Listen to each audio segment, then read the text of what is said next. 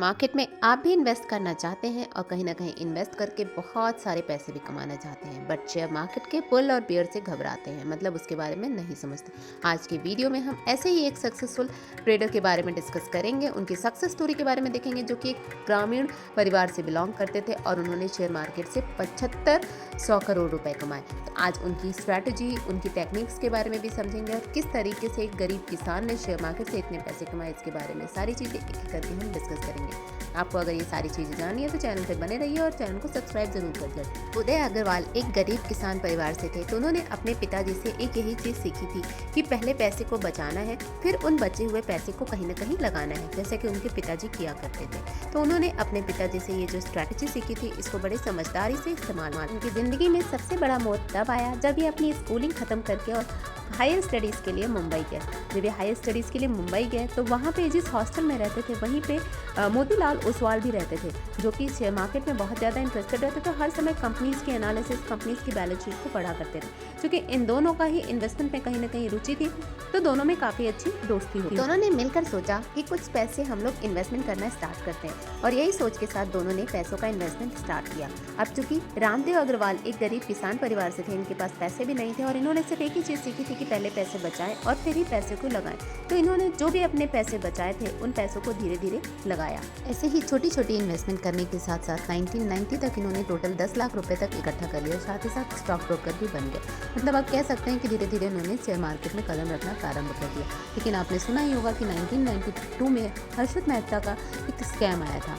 मतलब हर्षद मेहता ने share market में कुछ ऐसा स्कैम किया था जिसके थ्रू बहुत ज़्यादा ही शेयर मार्केट्स में अप्स एंड डाउन्स हुए थे। जब तक ये स्कैम डिस्क्लोज नहीं हुआ था, तब तक जिसने भी पैसे लगाए बहुत अच्छा कमाया, और उसी दौर में इनके 10 लाख रुपए 30 करोड़ रुपए में कन्वर्ट हो गए। आप खुद सोचिए कितनी बड़ी रकम हो चुकी थी। जैसे ही ये स्कैम डिस्क्लोज हुआ, डिस्क्लोज होने के बाद इनकी 30 करोड़ की जो इन्वेस्टमेंट थी वो घट के 10 करोड़ में आ गई। अब चूंकि 30 करोड़ से 10 करोड़ में घटने से इनको काफ़ी लेसन मिला, और लेसन के साथ इनको ये समझ में आया कि हमें अपनी स्ट्रैटेजी कुछ चेंज करनी होगी। मतलब इन्वेस्टमेंट में कुछ स्ट्रैटेजी में कुछ डिफरेंस, कुछ अलग परिवर्तन लाना होगा। इस करने के लिए इन्होंने वॉरेन बफेट सर से मुलाकात की, जो कि स्टॉक मार्केट में एक टाइम पे एक बहुत अच्छे और बहुत इफेक्टिव पर्सन माने जाते थे। सर वॉरेन बफेट से मिलने के बाद इन्होंने अपने पूरे पोर्टफोलियो में काफ़ी चेंज किया। अपने 10 करोड़ के इन्वेस्टमेंट में 225 कंपनीज के पोर्टफोलियो को कम करके और मात्र 15 कंपनीज के शेयर्स इन्होंने रखे, बाकी सबको बेच दिया।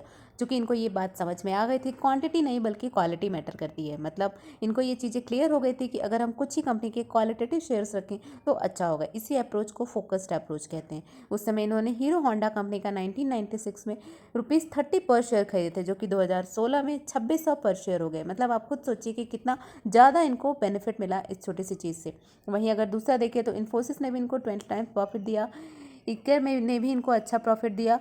इनके पास 32,000 शेयर्स थे। तो इस तरीके से कुछ एक कंपनीज में जो इनके इफेक्टिव शेयर्स थे, उससे इनको बहुत ही अच्छा, बहुत इफेक्टिव रिटर्न मिला और इनको एक कंसिस्टेंट ग्रोथ मिला, जो कि इनको एक बहुत अच्छे और बहुत स्टॉक मार्केट में इन्वेस्टर बना के रख दिया। इन्होंने 4 फैक्टर को कंसिडर किया। आप भी इसको अच्छे से कंसिडर कर सकते हैं। ये चारों फैक्टर्स बहुत ही इफेक्टिव हैं। जो पहला फैक्टर है वो है क्वालिटी ऑफ मैनेजमेंट। मतलब आपने देखना है कि जिस भी कंपनी के आप शेयर को खरीद रहे हैं, उसका जो मैनेजमेंट है वो किस क्वालिटी का है। क्वालिटी से मेरा यहाँ मतलब है कि मैनेजमेंट कितना ऑनेस्ट है, कितना ट्रांसपेरेंट है, कितनी अपनी चीज़ों को प्रॉपरली और रेगुलरली डिस्क्लोज करता है।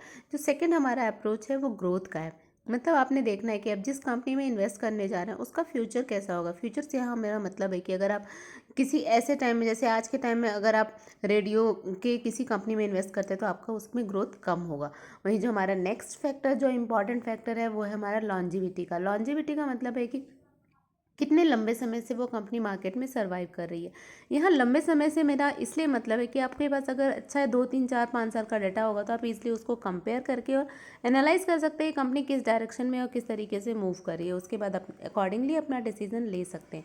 वहीं जो हमारा नेक्स्ट स्ट्रेटजी है वो प्राइस का है। प्राइस से मेरा मतलब है कि जिस समय शेयर डिस्क्लोज हुआ, जिस समय शेयर मार्केट में आया, उस समय उसकी क्या प्राइस है। तो इस तरीके से ये 4 अगर आप स्ट्रैटेजीज़ को अपने शेयर मार्केट के इन्वेस्टमेंट में यूज़ करेंगे तो आप भी सक्सेसफुल हो सकते हैं। Thanks for watching my video.